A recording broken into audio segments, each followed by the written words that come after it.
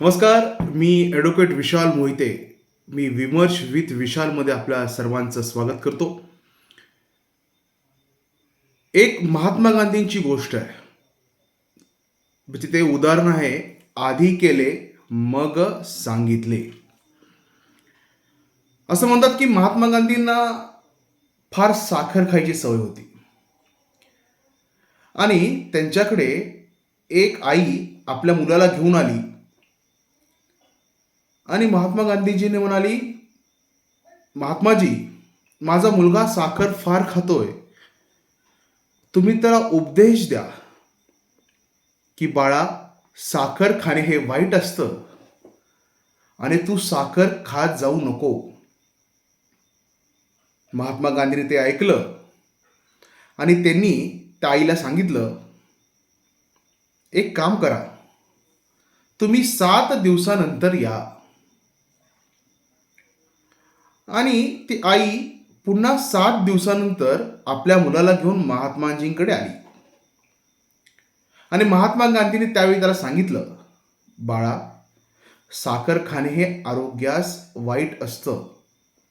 त्याचे फार दुष्परिणाम होत आहेत आणि त्यामुळे तू साखर काही जास्त खाऊ नको, साखरेचं जास्त सेवन करू नको. असा उपदेश त्या मुलाला दिल्यानंतर त्या मुलाच्या आईला आश्चर्य वाटलं. अरे, गांधीजी तर काय, एवढीशीच गोष्ट सांगितली गांधीजींनी की बाळा, साखर खाणे वाईट असतं, तू जास्त साखर खाऊ नकोस. मग हा उपदेश 7 दिवसापूर्वीही गांधीजींना करता आला असता. म्हणून कुतूहलपूर्वक त्या आईने गांधीजींना प्रश्न विचारला, गांधीजी, 7 दिवसापूर्वी हे तुम्ही सांगू शकला असता. तेव्हा गांधीजी म्हणाले, तसं काय की मीच साखर जास्त खात होतो, त्यामुळे हे सांगण्याचा अधिकार मला नव्हता की बाळा, तू साखर जास्त खाऊ नको. 7 दिवस मी स्वतः प्रयोग केला. 7 दिवस मी स्वतः साखरेचं कमी सेवन केलं आणि ते केल्यानंतर मी आज या मुलाला उपदेश करू शकलो. गोष्ट ही महात्मा गांधींची आहे आणि हीच गोष्ट ही लागू होते उमेदवारांच्या मुलाखती संदर्भात. पलूस कडेगावचे नामदार आणि आमदार श्री विश्वजित कदम हे इच्छुक उमेदवारांच्या मुलाखती घेण्यासाठी नांदेड या ठिकाणी गेले. अर्थात ते पक्षाचे ज्येष्ठ नेते आणि पूर्ण महाराष्ट्राचे नेते आहेत. त्यांनी गेले, हरकत नाही, त्यांनी जावं, त्यांच्या पक्षाच्या मुलाखती घ्याव्यात. परंतु तोच सिद्धांत ते त्यांच्या मतदारसंघात राबवतात का? आपल्या पलूस कडेगाव मतदारसंघामध्ये ते इच्छुकांच्या मुलाखती घेणार का? जसं त्यांनी नांदेडला जाऊन विधानसभेच्या इच्छुक उमेदवारांच्या मुलाखती घेतल्या. म्हणजे आपल्याला एक न्याय द्यायचा आणि दुसऱ्याला एक न्याय द्यायचा, ही प्रथा काँग्रेसची ते कंटिन्यू करतायत, याचा आम्हाला जास्त खेद आहे. आणि विशेष म्हणजे तिकडे जाऊन ते संविधानाबद्दल बोलतात, लोकशाही मूल्याबद्दल बोलतात. कसली आली लोकशाही? जी लोकशाही आपल्या नागरिकांना योग्य प्रतिनिधित्व करायची संधी देत नसेल, जी लोकशाही आपल्या नागरिकांना उभं राहण्याची संधी देत नसेल, त्या पक्षाची कसली आहे लोकशाही?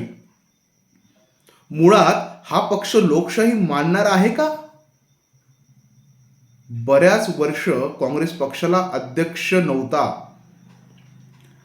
कारण की गांधीनंतर गांधी हा शिक्का त्यांच्यावरती होता आणि आमचा पक्षाचा अध्यक्ष हा गांधीच होईल या विचारसरणीने ते ग्रस्त होते. तसंच काही या पलूस कडेगाव मतदारसंघात होतंय का?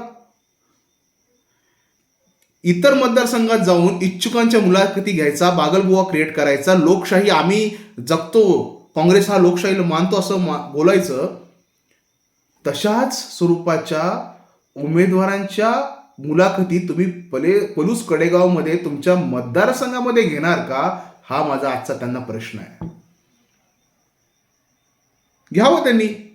इच्छुक जर काँग्रेसचे कार्यकर्ते असतील, उमेदवार असतील, ते येतील पुढं आणि म्हणतील हो आम्हालाही निवडणूक लढवायची आहे, लोकशाही आहे, मी इच्छुक आहे, मलाही निवडणुकीला उभं राहायचं आहे. परंतु ते असं करणार नाही. आणि मुलाखती झाल्यानंतर त्यांनी एक स्टेटमेंट दिलं की आत्ताच्या सत्ताधाऱ्यामुळे संविधान धोक्यात आहे. विश्वजित साहेब, संविधानाची पायमल्ली नक्की करतोय कोण हे तुम्ही तुमच्या पक्षाला विचारा. इंदिरा गांधीचा आणीबाणीचा इतिहास आम्ही अजून विसरलो नाही. संपूर्ण लोकशाही वेशीवरती टांगली होती. कुठलाही विना चौकशी सर्व नेत्यांना तुम्ही तुरुंगात डाबलं होतं. तुम्ही लोकशाहीची भाषा करता, तुम्ही संविधानाची भाषा करता. संविधान आमचं तुम्ही सस्पेंड केलं होतं, संविधान आमचं कोपऱ्यात नेऊन बसवलं होतं.